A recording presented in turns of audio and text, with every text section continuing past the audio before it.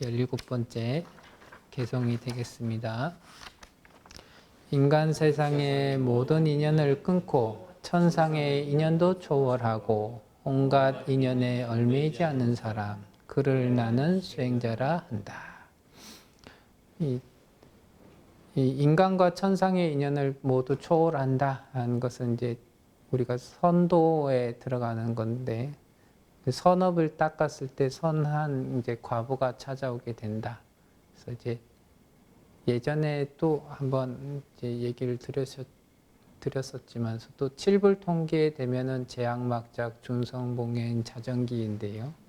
그것을 어떤 스님이 이제 순차적으로 알려주면서 그런 얘기를 하더라고요. 첫 번째는 이제 재앙막작, 모든 악한 일들을 멈춰야 되고, 멈춘 상태에서 중선봉행, 갖가지 선법들을 닦여서 익혀야 되는데, 재앙막작을 하게 되면은 일단 나에게 오던 부정적인 과보들이 점차 줄게 되고요.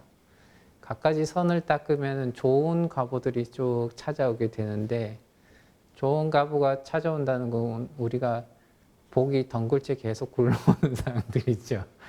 근데 복이 덩굴째 굴러올 때 사람들은 그 복이 들어오는 그 형상에 자만심을 가지고 태만심을 가지고 그냥 이제 살아갈 수 있는 그런 환경들이 갖춰지게 되는데, 수행자라고 하신 분들은 그러한 복이 덩굴째 들어올 때도 거기에서 집착하는, 자기가 선업을 닦는다고 하는 데에 대한, 나는 저 나쁜 짓 하는 놈보다는 내가 착한 놈이야, 나는 쟤네들보다 훌륭해, 뭐 이러한 마음들도 자꾸 내려놓고, 그 다음에 복이 덩굴째 들어올 때 그 복들에 대해서도 아유 내가 이렇게 훌륭하니까 복이 저렇게 들어오잖아, 뭐 이런 마음들도 이렇게 내려놓고, 그래서 이제 대승불교에서는 회양을 잘해야 된다. 복이 들어올 때 그 굴러 들어오는 복에 집착하지 않고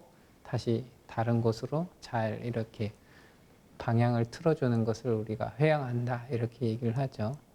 그런 것처럼 자꾸 그런 것들을 회양을 하고 그런 데에 대한 집착을 내려놓고 했을 때 이러한 인연들이 다 초월되어지고 사라지게 되고, 그런 인연들이 딱 사라지게 됐을 때 이 해탈에 더 가까워진다.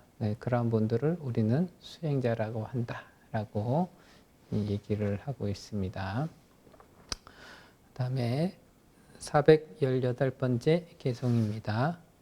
즐거운 일, 괴로운 일 다 버리고 늘 깨어있어 번뇌가 없고 이 세상의 모든 것을 이긴 사람, 그를 나는 수행자라 한다. 이 즐거운 일과 괴로운 일도 결국에는 이제 우리 안에 있는 각자의 업에 있는 즐거운 일과 괴로운 일이죠. 근데 나를 중독 상황에 몰아넣은 것들은 끊어야 자기가 좋은 건데 끊을 때는 그것만큼 괴로운 일이 없죠. 지금 자기가 좋아하는 것은 집착의 농도가 높고 자기가 중독되어 있는 일을 할 때는 즐거운 일인데, 그걸 계속 하게 되면 자기한테 괴로움이 찾아오는 일들이 되죠. 그런 즐거운 일, 괴로운 일 했을 때 우리는 계속 즐거운 일만을 선택하면서 즐거운 일이 나에게 행복을 가져다 준다 하는데, 그게 항상 행복을 가져다 주는 게 아니죠. 그래서 그러한 부분들을 아주 감각적으로 오는 즐거움과 괴로움, 그런 일들을 다 내려놓고 해야 할 일을 하고 하지 말아야 할 일은 하지 않는 그러한 삶을 살고 있고, 늘 깨어 있다라고 하는 것은 우리가 가만히 있어도 이 습관적으로 하는 행동들, 그 다음에 어떤 부분에서는 좀 가만히 있어도 좋을 것 같은데 자기 자신을 열받게 한다든지 자꾸만 어디에 한눈 팔게 한다든지 하는 그런 일들이 있을 때, 그런 부분들이 발생하는 즉시 잘 알아차려 가지고 자기의 마음을 해야 하는 일 쪽으로 꾸준히 돌려주면서 살아가는 삶. 그래서 한눈 팔고 있어서 생기는 갖가지 번뇌들을 싹 없애가지고 가는 삶, 이런 것들이 잘 좋겠다. 그래서 이 깨어있기 때문에 번뇌를 이제 조복할 수가 있거든요. 그래서 이제 수행할 때 어느 하나에 집중해라고 하는 것은 집중하다 보면은 이 튕겨나가려고 하는 생각과 마음들이 하나하나씩 드러나게 되는데, 그런 마음과 생각들을 계속적으로 이 수행 주제에 딱 집중해가지고 하다 보면은 어느 순간, 제일 처음에는 그것이 쉽지 않지만 돌아오는 시간들이 점차 짧아지면서 그 생각과 마음으로 인해서 벌어지던 갖가지 이상한 행동들과 결과들이 하나하나 이제 조복되어지고, 그로 인해서 모든 번뇌들을 낱낱이 이겨낸 사람, 그런 사람들을 우리는 수행자다라고 이제 얘기를 하고 있습니다. 419번째 하고 420번째 개송은 한 번에 읽겠습니다. 중생의 삶과 죽음을 알고 집착하지 않고 바르게 살고 깨달은 사람, 그를 나는 수행자라 부른다. 번뇌가 다해 신도 귀신도 사람들도 그 자체를 알 수 없는 존경받을 자격을 갖춘 사람, 그를 나는 수행자라 부른다. 부처님 당시에 이제 사람의 해골만 보면은 그 사람이 어디로 갔다 하는 것을 이제 알아차리는 사람이 있었는데, 부처님을 만나서 부처님이 이제 아라한과를 증득한, 도가를 증득한 스님의 해골을 이렇게 보여줬었던 것 같아요. 그러니까 그 사람이 봤을 때 이 해골의 주인공은 어디로 갔는지 알 수 없더라 하는 얘기를 하면서 부처님께서 이 아라한과를 얻었다 하는 사람들은 이렇다라고 하는 거죠. 중생의 삶과 죽음을 분명하게 안다. 중생은 어떨 때 태어나고 중생은 어떨 때 죽어가는가, 그리고 삶과 죽음이 어떻게 지금 순환하는가, 삶과 죽음이 계속 반복되고 순환되는 것을 우리가 이제 윤회라고 하죠. 그런 윤회를 분명하게 알고 어떤 조건이면 어떻게 태어나고 어떻게 죽어가는가, 이런 것들을 분명하게 알아서 그 중생의 삶과 죽음에 집착하지 않는다. 사람들은 태어나는 것은 좋아하고 죽는 것은 싫어하고 이러지만 부처님의 눈으로 봤을 때는 생로병사가 모두 다 고통이다. 그래서 그런 것에 집착하는 마음을 내지 않는다.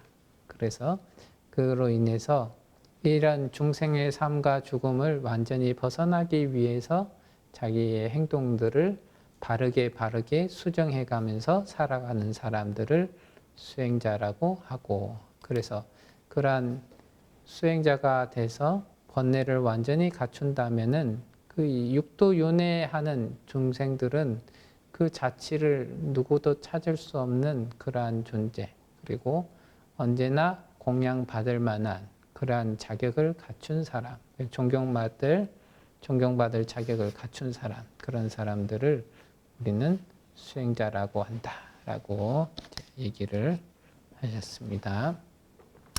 그다음에 221번째 개송이 되겠습니다. 앞에도 뒤에도 중간에도 아무것도 가진 것 없고 빈손으로 집착이 없는 사람, 그를 나는 수행자라 부른다. 그 앞에도 뒤에도 중간에도 뭐 과거, 현재, 미래 이렇게도 얘기할 수 있겠죠. 그 어디에도 집착하지 않고 무언가를 가지려고 하지 않고, 현재는 이랬으면 좋겠다, 혹은 미래에는 이랬으면 좋겠다, 과거에는 이랬으면 좋겠다, 과거는 이랬었다, 미래는 이랬다, 현재는 이랬다 하면서 이런저런 시간의 흐름에 자기의 기대감과 상상을 얹어가지고 자꾸만 거기에 집착을 한다 하면은 지금 당장 해야 될 것과 이런 것들을 전혀 놓치고 살아가는 그러한 삶. 그냥 끊임없이 자기만의 이 기억, 추억들을 도돌이표하면서 살아가는 그러한 삶이 되겠죠. 근데 그러한 부분에 어떠한 집착도 없이 살아가는 사람은 그 순간순간에도 내가 반드시 해야 할 일과 하지 말아야 할 일들을 분명하게 구분해가지고 살아가고 그것으로서 자기의 모든 번뇌들을 다 잠재우는 사람, 이런 사람들을 우리는 수행자다라고 얘기를 하고 있습니다. 그래서 그러한 부분에 집착이 없다 이런 표현들을 항상 이제 부처님께서 이제 많이 하시고 계십니다. 그다음에 422번째 개송입니다. 황소처럼 씩씩하고 기품 있고 늠름하며 큰 현자며 승리자며 욕심 없고 때를 씻어버린 사람, 그를 나는 수행자라 부른다. 이 앙굴리마라하고 관련된 이제 개송이긴 한데요. 아주 그 난폭한 코끼리가 이제 앙굴리마라 주변에 있을 때 앙굴리마라가 하나도 두려워하지 않는 그러한 모습들을 이제 부처님께서 보시고 이 개송을 얘기했습니다. 이 황소처럼 씩씩하고 기품 있고 늠름하며, 이 스님으로 치자면은 스님의 위를 잘 갖추고 어떤 상황 속에서도 흔들리지 않는 그런 아주 점잖은 위를 잘 갖췄다라고 하는 건데요. 우리가 어떠한 부분에서 뭐 목숨이 위태롭다 혹은 뭐가 어렵다 이렇게 되면은 그 상황에 맞춰서 자꾸만 행동을 바꾸고 왔다 갔다 하면서 그 위험스러운 모습들을 막 잊어버리게 되는데, 이 자기의 목숨까지도 내려놔서 목숨에 대한 집착도 완전히 내려놔서 분명하게 이 수행을 해 가면서 살아가는 사람은 혹 목숨이 두렵다 하더라도 그 부분에 있어서 스님으로서의 위를 완전히 내려놓지 않고 언제나 이 스님의 위로서 잘 살아간다 이런 거죠.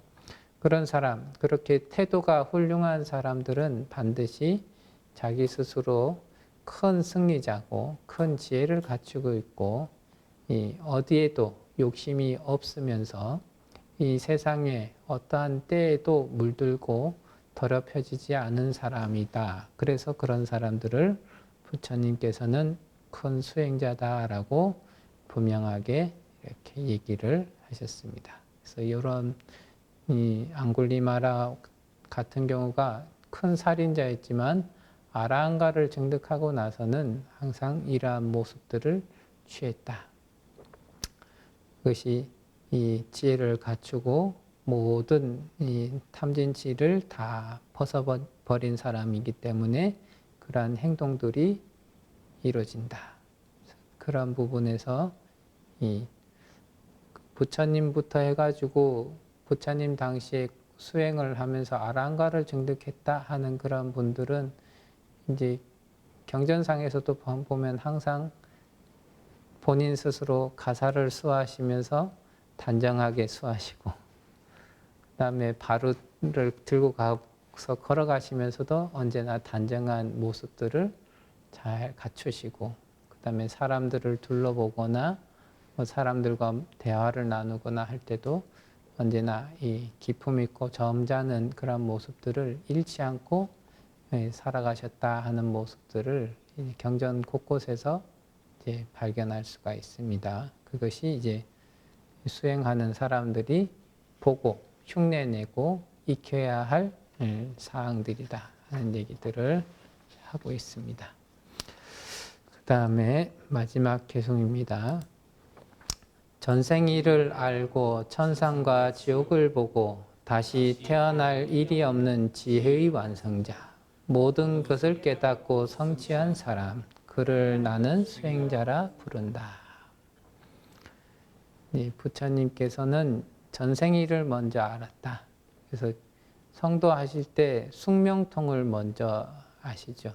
그래서 숙명통을 통해서 자기의 과거 어떠한 업을 통해서 어떠한 결과를 얻었었던가를 분명하게 아시고 그 다음엔 천안통을 얻으셔가지고 이 나의 업에 비춰가지고 각가지 중생들은 어떻게 태어나고 어떻게 죽어가는가를 분명하게 알게 되시죠. 그래서 전생일을 알았다는 것은 그 업에 대해서 그 씨앗이 되는 업에 대해서 낱낱이 분별해서 알 수 있는 그러한 지혜를 갖추셨다 하는 것이고요. 천상과 지옥을 본다는 것은 그 결과값을 분명하게 볼 수 있다. 지금 이제 천상과 지옥 이렇게 얘기하면 이제 그 지옥의 모습이나 천상의 모습을 낱낱이 얘기하려고 하면 다 얘기하기가 어렵다. 하지만 이제 대충 대략적으로는 요렇다 하는 것이 이제 경전에 여러 개 설려 있죠.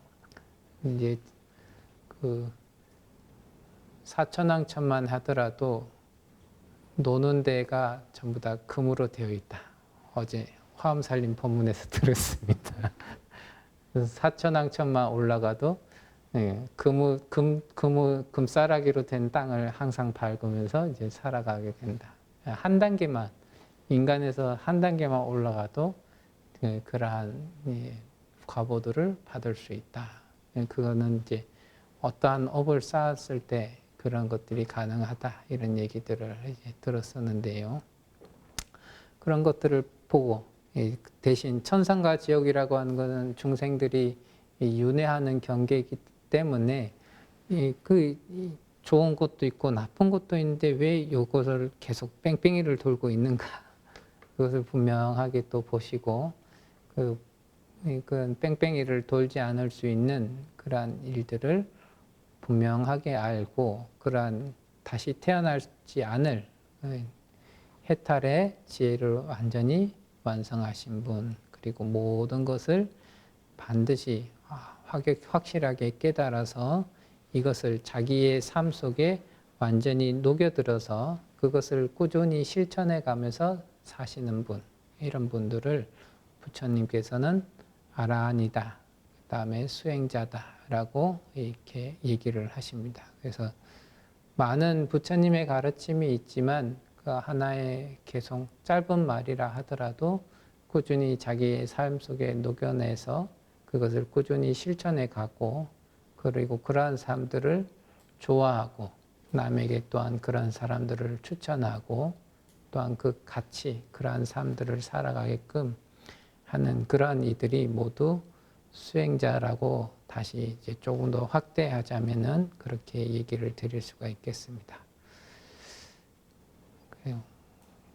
긴 시간이지만 강의 들어주셔서 감사합니다. 네. 고생하셨습니다.